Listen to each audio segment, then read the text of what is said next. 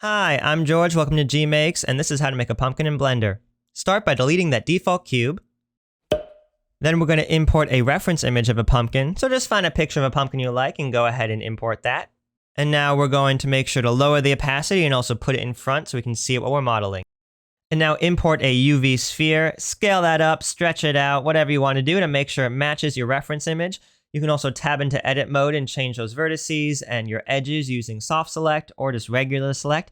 Just make it match up your reference image as best you can. Doesn't have to be perfect, just has to be close enough to look like a pumpkin. And then for the stem, we're going to take the top set of faces, we're going to inset into it, and we're going to extrude upward using E. Then we're going to modify it a little bit, we're going to add a couple loop cuts, and just make it match your reference image again. And there we go, we got our quick and easy base model for a pumpkin. Now to start texturing. First, shade smooth. And then we're going to import a image texture, and we're going to connect that to our color, and we're going to select the image we used as a reference. In edit mode, select your pumpkin, hit U, and UV project from view. Go to the UV editor, scale that bad boy up, and make it match your image as best you can. Doesn't have to be perfect, just has to be close enough, and make sure there's no weird gaps or seams. And there we go, we got our base pumpkin. But we can make this look better. Add a subsurf modifier. Add a displacement map, and you're going to connect the color from the image texture into the normal. Ugh, that's too much. We're also going to add a normal map between our image texture and our displacement. Go ahead and select our UV map, and then lower the strength a whole bunch. If it's still too strong, you can also mess with the scale on the displacement. Next, connect the image texture to the roughness, add a color ramp, and switch the black and white handles so that way the darker stuff is the rougher thing, and the lighter things are the shinier bits.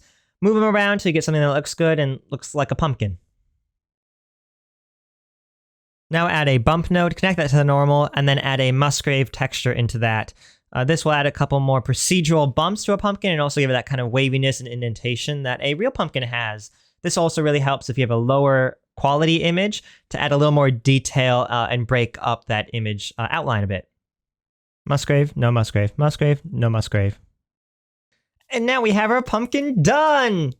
And now we can do a couple cool things like, I don't know, maybe carve a scary face into it. Apply that subsurf modifier, go into edit mode, grab that knife tool, and just cut a spooky, scary, maybe silly face into your pumpkin and have some fun with it.